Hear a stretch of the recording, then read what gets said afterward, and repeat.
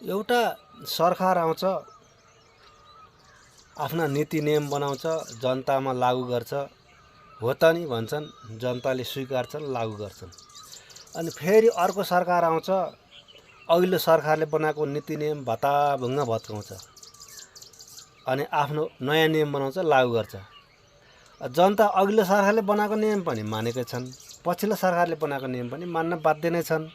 भनेपछि ती अपरिपक्व नियम कानुन बनाएर जनतालाई पहिलाको सरकारले दुःख दिएपछि पछिल्लो सरकारले चाहिँ सच्याउँदाखेरि पहिलाको सरकारले नीति नियम बनाउन जान्छन् नि, हो तिनीलाई पो कारबाही गर्नुपर्छ त, अनि पो जनतालाई राहत हुन्छ। यहाँ त उल्टै सरकारले भनेको जनताले मान्नु, फेरि अर्को सरकार आएर पनि जनतालाई नै जोप्नु।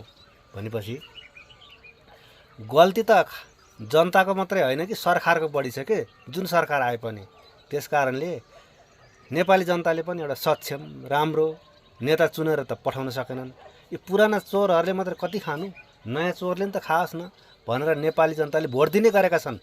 तिमीहरू पत्याए नपत्याए अब अर्कोपल्ट पनि नेपाली जनताले फेरि यो पुरानो चोर भइसक्यो, अब नयाँ चोरलाई खुवाउनुपर्छ भनेर अहिले जति ठुलो पार्टी भए पनि त्यसलाई पनि बढार्छन् है।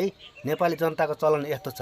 त्यस कारणले जो सरकार आए पनि एउटा सक्षम राम्रो व्यक्ति आउनु पर्यो के, लहेको भरमा चाहिँ हैन, जनताले पनि चुनिदिने, लहेको भरमा सत्ता जाने, जे पनि गरिदिने चलन चाहिँ गर्नु भएन क्या।